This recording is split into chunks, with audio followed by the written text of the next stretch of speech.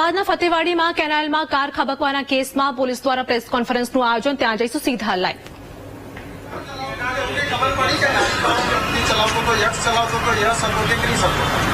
સગીર બે સગીરમાંથી એક સગીર હતા જો ગાડીને ડ્રાઇવિંગ સીટ પર હતા. ના ના કોઈ યુક્તિ નહીં. સર આજે કયા સંજોગોની અંદર કયા પ્રકારે દંડ કરવા ગયા હતા કે કેવી રીતે તપાસ કઈ રીતે કરવામાં આવશે લેવામાં આવશે તપાસ એમાં જો પણ નજરો જનાર હતા અને જો બીજા જો માણસ હતા ત્યાં રીલ બનાવવા માટે એમનું નિવેદન અત્યારે ચાલુ છે અને એમને પેરેન્ટ્સનું પણ નિવેદન ચાલુ છે અને જો ટૂર્સ એન્ડ ટ્રાવેલ્સ વાળું છે એને કઈ રીતે સગીરને ગાડી આપી હતી કે કોઈ આપણે મેજરને ગાડી આપી હતી એની દિશામાં તપાસ ચાલુ છે.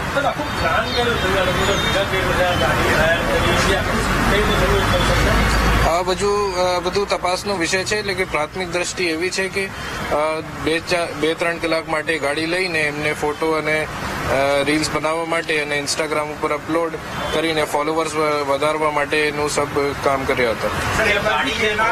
કેનાલોની આસપાસના વિસ્તારોની અંદર જ્યારે આ પ્રકારની મુસાફરી હોય છે, આપઘાતના બનાવો કેનાલની આસપાસમાં બનતા હોય તેવા પણ બનાવો બનતા હોય છે. પોલીસ કેટલી સતર્કતાથી આ તમામ બાબતો પર ધ્યાન આપશે? આમાં તમે જોઈ શકો કે જો કેમેરામાં બધું રેકોર્ડ થયો હતો. આપને સીપી સાહેબની માર્ગદર્શન મુજબ જો પણ સીસીટીવી ની કામગીરી લગાવવામાં હાથ ધરી છે અમદાવાદ સિટી પોલીસને, એમાં કેપ્ચર થયો હતો. આ કેમેરા નાઇટ વિઝનનું પણ છે. તો એક આપના પગલાં એવું છે કે બધામાં કેમેરા થઈ જશે તો એવી કોઈ ઘટના છે તો એ સીસીટીવીમાં કેપ્ચર થઈ જાય. અને આપણા જો બીજા ટૂર્સ એન્ડ ટ્રાવેલ્સ વાળા તો એમની કોઈ અગર કમી નજર આમાં તપાસમાં આવી જાય તો એમને ઉપર પણ સખ્ત પગલાં લેવામાં આવશે. નહીં, મેસેજ મળ્યો હતો અને સતત પેટ્રોલિંગ પર ત્યાં ચાલુ છે કે ડાર્ક સ્પોટ જેવું કોઈ આપણે આઈડેન્ટિફાઈ કરી રાખ્યા છે એમને અને સતત પેટ્રોલિંગ પર ચાલુ છે. પણ ગઈકાલે આમાં મેસેજ મળ્યો હતો.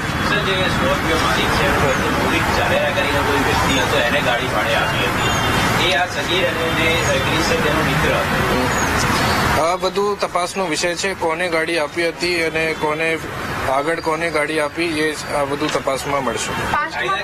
ટેક્સી પાસિંગ હોય એ ભાડે આપી શકાય. આ ટેક્સી પાસિંગ સ્કોર્પિયો હતી નહીં તો એની વિરુદ્ધમાં કોઈ કાર્યવાહી કરવામાં આવશે કે નિયમ શું છે ભાડે આપવા માટેનો નિયમ કયા પ્રકારનો? જો પણ રૂલ્સ મુજબ આપના તપાસ ચાલશે અને જો કોઈ રૂલ અને કાયદોનું ઉલ્લંઘન થાય છે મળે છે એમને વિરુદ્ધ સખ્ત પગલાં લેવામાં આવશે.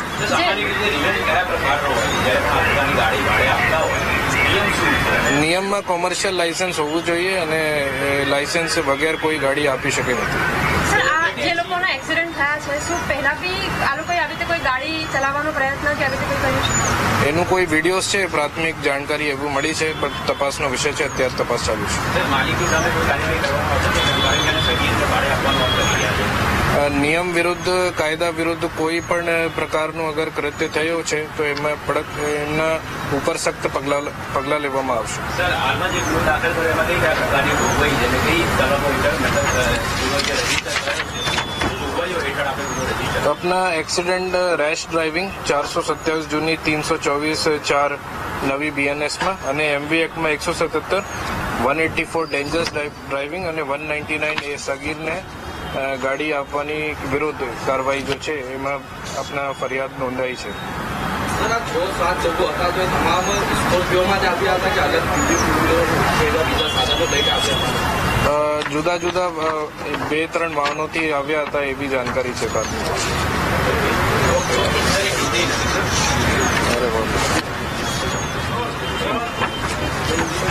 આપણે છે ને ધારાસભ્ય રજૂઆત કરીને ત્યાં પાળી બનાવવાનું કહી દીધું મને કે બનાવી દીધું.